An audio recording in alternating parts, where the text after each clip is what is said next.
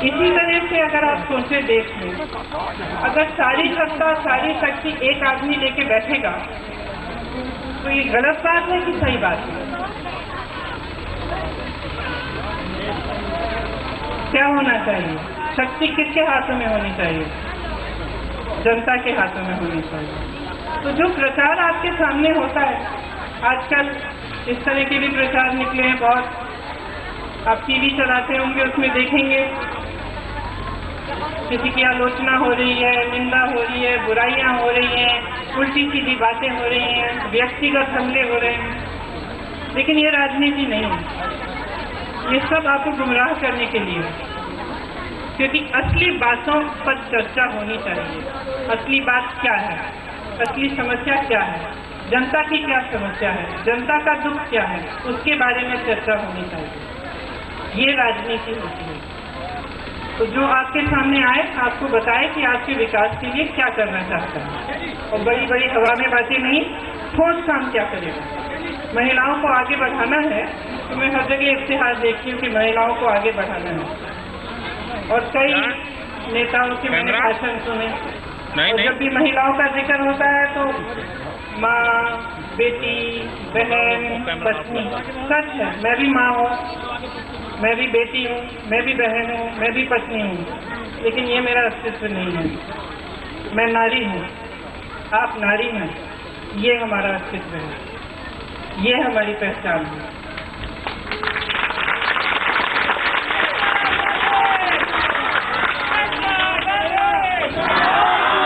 तो आप पूछिए कि आपके लिए क्या किया जा रहा है। आपने इस क्षेत्र में देखा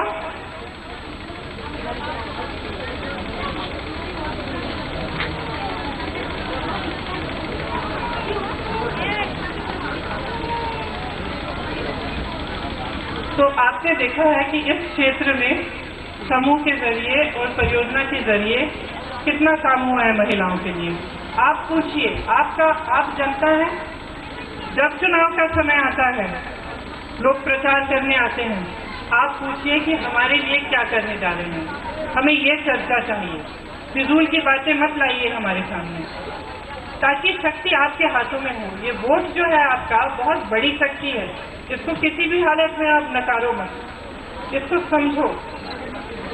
तो यहाँ आपके सामने खड़ा होता है भाषण देने के लिए, आपने खड़ा किया है, आपने शक्ति दी है, नहीं तो किसी की हैसियत नहीं है, चाहे कोई भी हो, यहाँ आके आपको भाषण दे कि इस तरह से होना चाहिए, उस तरह से होना चाहिए, मैं ये करूंगा, मैं वो करूंगा। आपको ठोस तरह से मालूम होना चाहिए कि कौन सी पार्टी आपके लिए क्या कार्यक्रम कर रही है। भ्रष्टाचार हटाने की बात है तो उनको कहना चाहिए कि किस तरह से हटाएंगे। कांग्रेस पार्टी का घोषणा पत्र है, इसमें लिखा है सूचना का जो अधिकार आपको मिला है, ये भ्रष्टाचार को हटाने का, दूर करने का तरीका है। दूसरी पार्टियां क्या कहती हैं?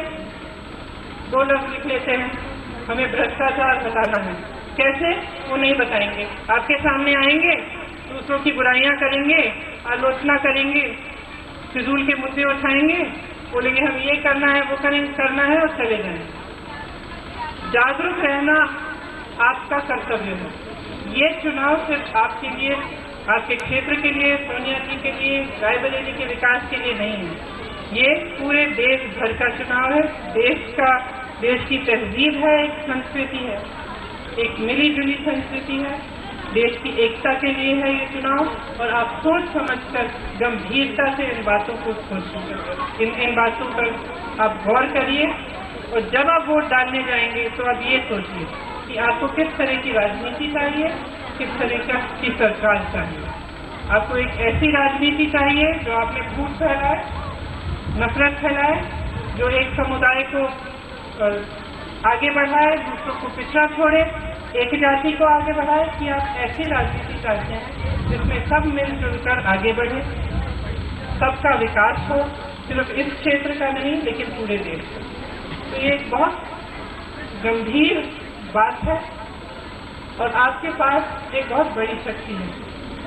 30 तारीख को मैं जानती हूँ आप सोनिया जी को जिताएंगे, मुझे यहाँ कोई शक नहीं है कि रायबरेली से आप उन्हीं को जिताएंगे, क्योंकि उन्होंने आपको आपके लिए काम करके दिखाया है। अगर यहाँ पे बिजली के खंभे गड़े हैं, अगर सड़कें बनी हैं, कारखाने खुले हैं, इंस्टीट्यूट खुले हैं, गेम्स खुलने जा रहा है, तो ये सोनिया जी ने काम किया है, इसीलिए आप समर्थन दे रहे हैं। उन्होंने विकास की बात की, उन्होंने विकास करवा के दिखाया। तो इसी तरह से आप हमेशा जागरूक रहिए और इस चुनाव में अपना वोट सिर्फ सोनिया जी को नहीं, अपने देश को दीजिए।